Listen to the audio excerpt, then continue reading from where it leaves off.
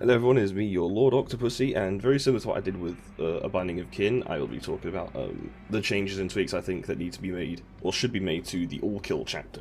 Probably before release, but it'll probably be after as well, because a lot of what I'm going to say here, or at least one thing I'm going to say here, may require a lot more effort to actually do, but I think would help with this chapter's identity. And thankfully this won't be as complex, or as there won't be as much to talk about as with The Binding of Kin, specifically with the new killers, because the twins, they were a lot more complicated. Like, from a conceptual standpoint and from a gameplay standpoint, they are a lot more complicated than the Trickster is, so there's a lot less to talk about, but at the same time I think it's actually more important, because the Trickster has this lack of identity to them.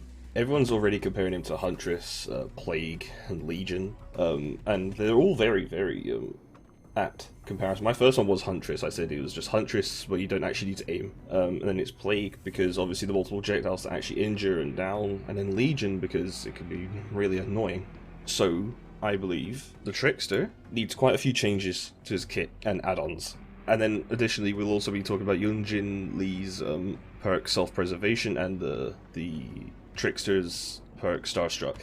So with my change, I believe that the Trickster will now start with 48 blades instead of the 60. The blades will be thrown, the cooldown time between throws will be 0.75 seconds as opposed to the current default of 0.33.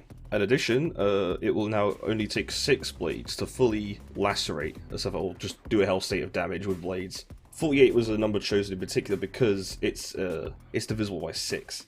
So technically it's like, if you aim them all you could down 224, so I think there's a total of 8 health states worth of damage, I believe.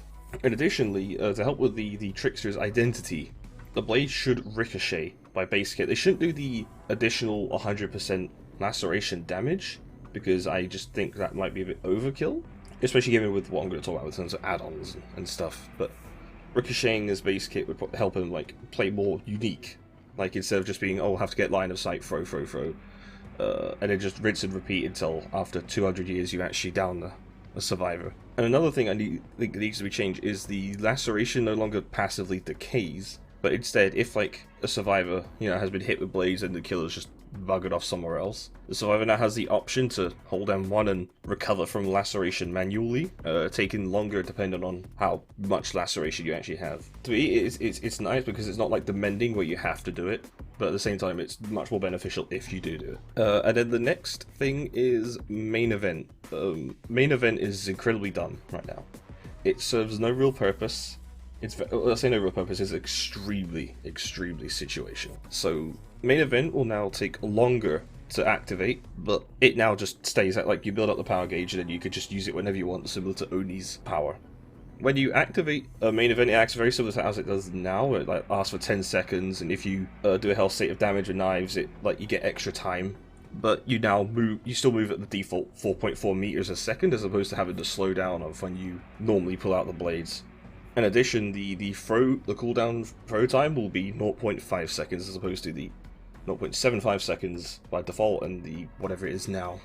And then for the final change I would make, specifically to main event, is it triggers a global audio cue when it has been activated. And then, in addition to that, there will be new light effects on the ground, similar to Endgame Collapse, but there will be like a bright lime green and purple or pink. And there will be like this background music that plays outside of the tear radius. A good idea for that would be the unused track that's been found in the game files.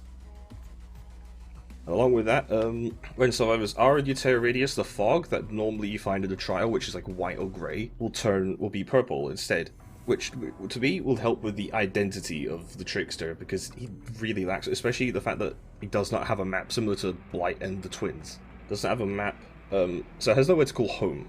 And that's a completely separate topic about the problem with not adding new maps. So going on to add-ons now.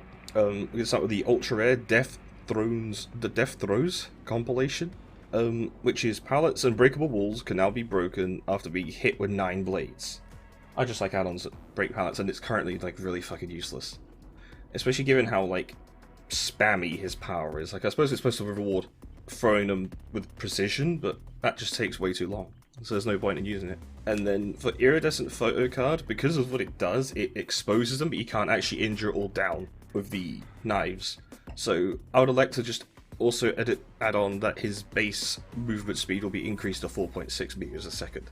Doing it won't change main event's movement speed, which will still be 4.4 meters a second. Going on to very rare, the Trick Blades, because we added the Ricochet as base kit, the Trick Blades will now add an additional Ricochet, and if a survivor is hit by that second Ricochet, they get the 100% laceration. The Bloody Boa, which is a rare, will now give you 12 extra blades and increase your blade carrying capacity by 12, which gives you an additional 2 health stacks worth of damage. The Ripper Brace will moderately increase the time taken for survivors to manually recover from laceration. The rare Waiting for You Watch will now allow you to move at 4.6 meters a second whilst you're out of blades. Yumi's Murder. Survivors injured from blades are affected by the Mangled status effect until healed. The Uncommon Unlucky Blade. Survivors suffering from laceration will have the Hemorrhage status effect. Which, yeah, means you can have, very similar to one of Freddy's add-ons, you can now make survivors bleed whilst they are still fully healthy. And it goes away once laceration is done, which I thought was kind of nice. It's kind of neat. The Uncommon On-Target Single add-on will slightly increase the time taken for survivors to recover from laceration. And next is Inferno Wires, which I don't think actually is a problem on its own, but I like the idea of having common add-ons to help new players get, like, or just people that don't know how, like, the arc, or especially how the Ricochet works. That's definitely a thing that will need to be looked at. Like, you'd be able to see the Ricochet pathing, because the Inferno Wires, which is now a common, will show the blade's throwing arc. And then we have the common Memento Blades, which, so it's about the other series that I'm doing, about just like a whole, what I would do to DVD, like if I could do my own patch. And one of them is I would take all the meme add-ons, or the really bad add-ons that weaken your power but give you more blood points, and I would change them so that it weakens your power but also gives you a neat new effect.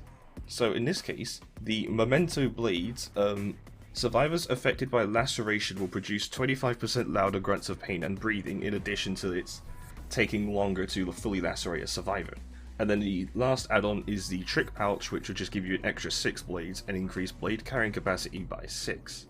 And then my final addendum is the animation for his throwing knives needs to just be changed so that it actually has some personality to it and isn't just like a fucking machine just going, ooh, look at me.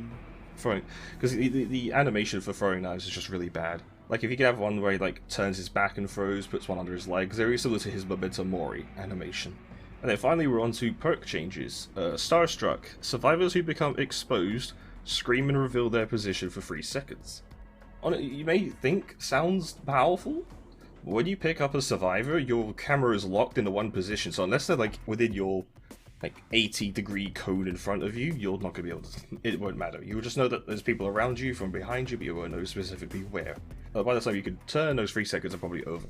And with self-preservation, it's such a bad perk that I just elected to change it. While another survivor is being chased within 10, 12, 14 meters of you, your scratch marks are hidden.